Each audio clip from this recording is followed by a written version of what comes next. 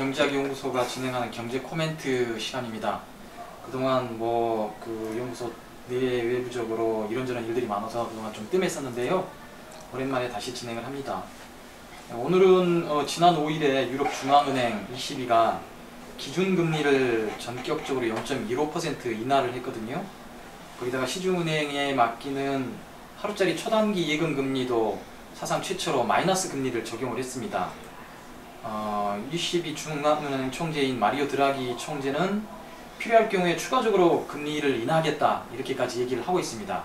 자, 유럽중앙은행이 이런 조치를 취하게 된 배경부터 시작해서 오늘 전반적인 얘기를 한번 나눠보겠습니다. 소장님께 유럽중앙은행이 이런 조치를 취하게 된 배경이 무엇인지 먼저 좀 설명을 듣고 싶습니다. 일단은 유럽 경제가 전반적으로 어렵거든요. 포르투갈은 마이너스 3.8% 성장하고 다른 데 마이너스 성장하는 데도 많죠. 또 많이 성장해봐야 1% 성장하고 있어서 이 경기 부진이 아주 심각해요. 그래서 지금 경기를 부양해야 하는 그런 상황인 건 틀림없어요. 근데 이게 과연 적절한 조치인지는 모르겠어요. 물론 지금 금리를 계속 낮춰도 이 본원통화 증가율은 계속 마이너스거든요. 20-30%씩 계속 마이너스인데 이 본원통화를 증가시키기 위해서 예탁금리를 마이너스 금리로 낮췄단 말이에요. 그러니까 맡기지 말라는 거예요.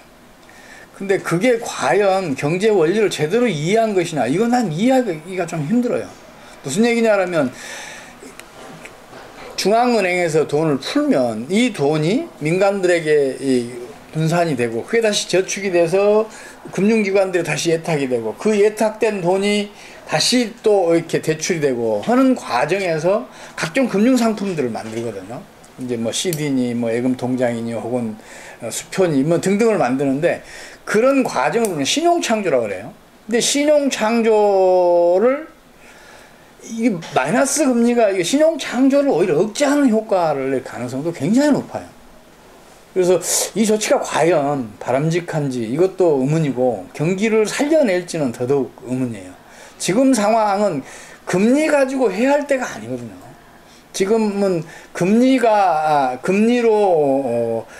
통화량, 유동성을 조절하는 거는 물론 미국이 90년부터 2006년까지 초장기 호황을 누릴 때 그 정책으로 그 장기 경기 팽창을 이끌었다 이런 평가를 받았지만 이거 지금 그러니까 지금 상황 비상사태잖아요. 미국도 글로벌 금융위기 직후에 본원통화를 2배를 늘렸잖아요. 한 해. 그러니까 금리를 주 목표로 삼았지만 보조적인 수단이 이제 통화를 공급하는 건데 이 비상사태일 경우에는 이 보조적인 수단을 앞세워서 경제정책을 펼쳐야 하는 상황인데 지금 아무리 생각해도 지금 중앙은행이나 EU 경제 담당하시는 분들이 뭔가 잘못 판단하고 있지 않냐, 경제정책이 실패할 정책을 펼치고 있지 않냐 그런 생각이 드네요. 예, 유럽중앙은행이 그 경기를 살려내기 위한 조치로 소장님께서 방금 말씀하신 대로 금리를 인하하는 조치 이외에 미국이 실시했었던 통화를 푸는 정책들이 있는데 그럼 금리 인하 조치만 하고 지금 통화를 풀지 않고 있는 이유가 무엇인가요? 이제 가장 큰 이유는 이제 화폐 그림자관이라는 게 있어요. 물론 이거는 이제 그리스 시대의 화폐 불임설, 화폐는 가치를 창출하지 못한다. 이런 아주 오래된 잘못된 이런 가치 판단들 혹은 어떤 가치관들 이런 것들이 이 유럽 경제학계의 전반을 지배하고 있어요. 물론 거기에서 이제 화폐 불임설이 나왔고 화폐 수량설이 나왔는데 통화 수량설 혹은 화폐 수량설이 정책적으로 성공한 적이 없잖아요. 그럼 화폐 수량설은 틀렸다고 봐야 한단 말이에요. 근데 화폐 수량설에 입각해서 화폐는 물가만 올리지 생산성 증대 효과는 없다. 따라서 화폐를 올릴 게 아니라 금리를 조절해서 금리에 따라서 투자가 늘고 줄게 하자.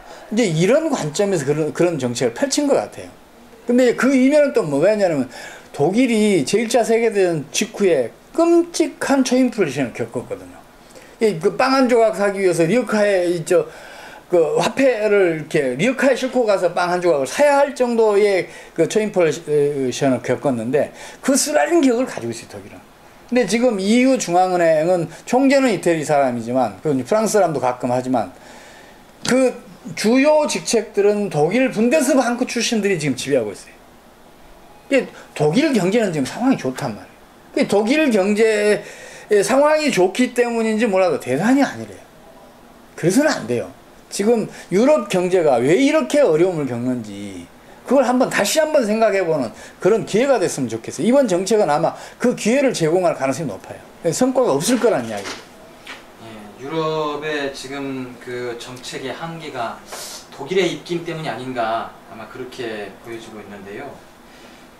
2008년 서프라임발 그러니까 세계 금융위기가 발생하게 된 원인이 직접적인 원인이 미국에서 비롯됐거든요. 근데 미국은 지금 성공적으로 경기 그 침체에서 벗어나고 있는 듯이 보입니다. 그런데 그 변방에 있었던 유럽은 여전히 침체를 보이고 있는데 이 원인은 무엇일까요? 물론 이제 미국이 이제 서프라임 모기지 사태로 인해서 금융위기가 퍼지니까 이게 세계 전역으로 전염이 되면서 폴란드, 헝가리, 라트비아, 에스토니아 등등이 이제 외환위기를 겪어요. 그 뒤에 이제 아일랜드도 겪고 아이슬란드도 겪고 또 한 2년 뒤에는 이제 그리스, 스페인, 포르투갈 등등이 금융위기를 겪는데 그래도 그 진앙인 미국은 성공적으로 글로벌 금융위기에서 벗어났단 말이에요. 서브프라임 모기지 사태가 빚어낸 그 파괴적인 금융공황에서는 벗어났어요. 굉장히 성공적으로 벗어났어요. 그 성공적으로 벗어나는데 결정적인 역할을 했던 게 아까 얘기했던 본원통화 증가예요. 한 해에 본원통화를 2배를 증가를 시켜요. 물론 EU도 그런 정책을 펼쳤죠.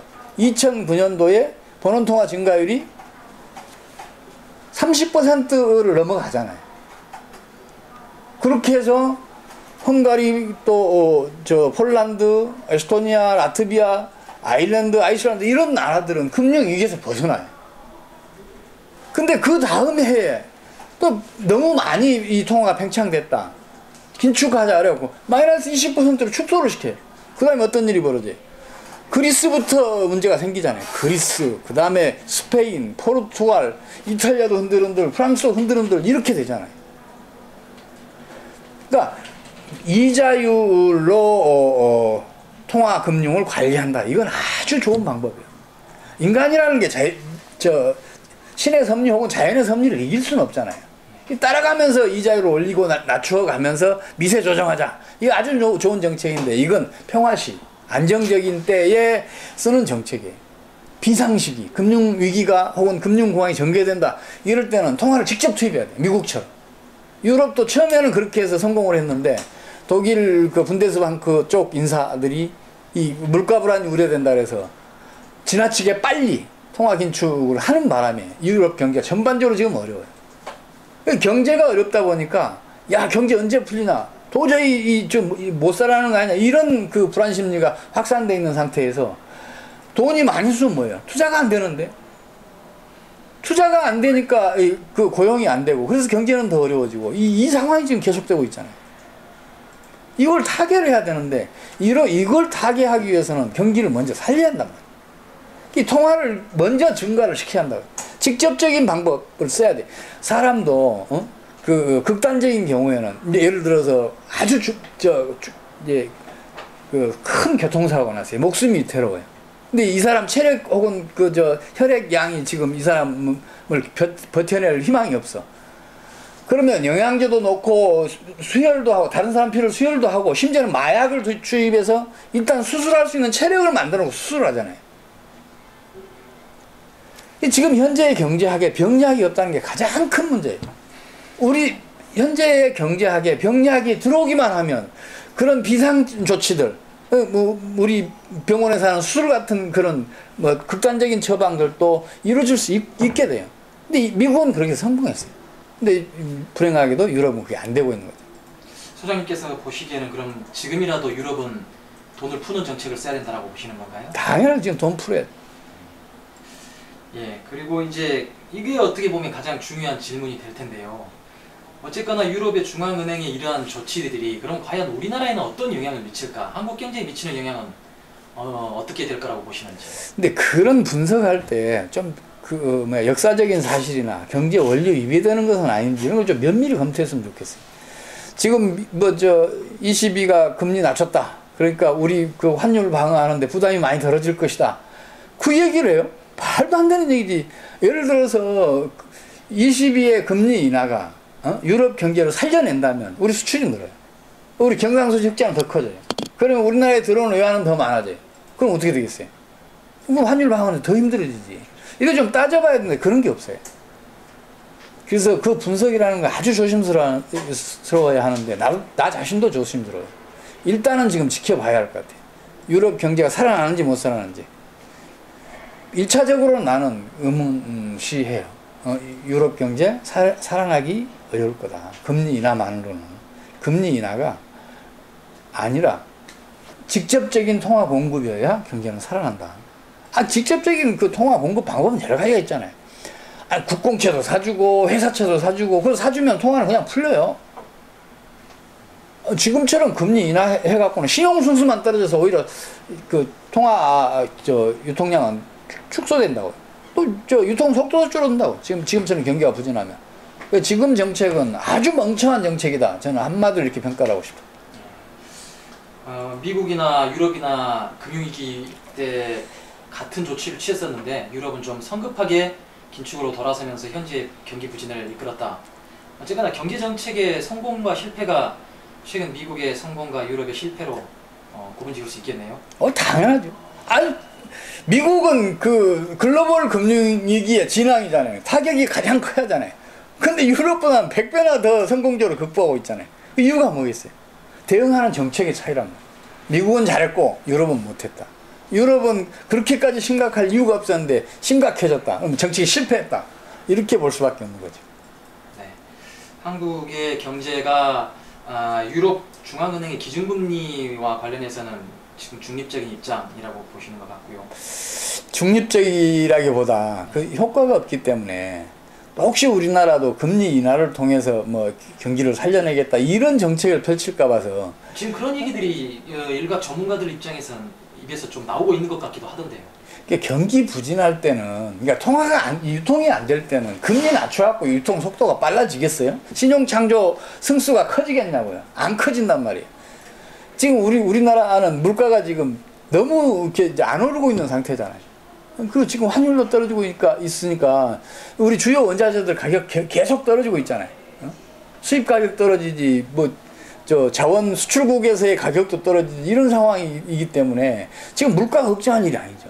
이럴 때 경제 살리고 싶다 그러면 보다 근본적인 그 처방이 필요하지만 임시 처방이라도 필요하다면 지금 통화를 팽창시켜야 할 때 내가 통화 팽창시켜야 한다는 이야기는 아마 우리 연구소 설립이런데 처음 한 얘기일 거예요. 그러나 필요한 때는 해야 하는 거예요. 지금 그만큼 경제가 심각하다고 보시나요? 심각해도 이루 말할 수 없이 심각해요. 지금 한국은행이 자꾸만 경제 지표 기준을 바꿔가면서 성장률 나는 조작하고 있다고 봐요.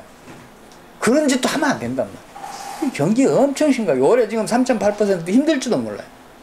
정부 3.9% 하겠다는데 안 돼요. 근데 우리나라가 이렇게 3%대 성장한 적이 지금까지 언제 있었어요? 또 3% 성장하니까 그런 얘기를 국민소득이 높아지면 성장률은 떨어지는 게 일반적이다 그러는데 아일랜드는 국민소득 2만 달러 넘어간 다음에 10년 이상을 9.3% 성장했잖아요. 아일랜드는 경제가 규모가 적다는 거예요. 이게 말이 되는 얘기야? 경제 규모가 적으면 성장 동력이 그만큼 작아요. 그렇게 지속적으로 장기간 성장할 수가 없단 말이에요. 중국은 경제 규모가 엄청나게 큰데 막 10% 성장하고 막 그러잖아요. 경제 규모가 크면 클수록 경제는 유리해요. 우리나라가 아일랜드는 100배나 더 유리해요. 그러면 우리도 국민소득 이제 26,000달러란 말이에요. 8% 9% 성장 얼마든지 할 수 있어요. 정책만 실패하지 않으면. 오늘도 결론은 경제정책의 방향이 어디로 가느냐에 따라서 한국 경제가 살아나냐 못하느냐라고 결론 내면 될 것 같습니다. 오늘 말씀 감사합니다. 예.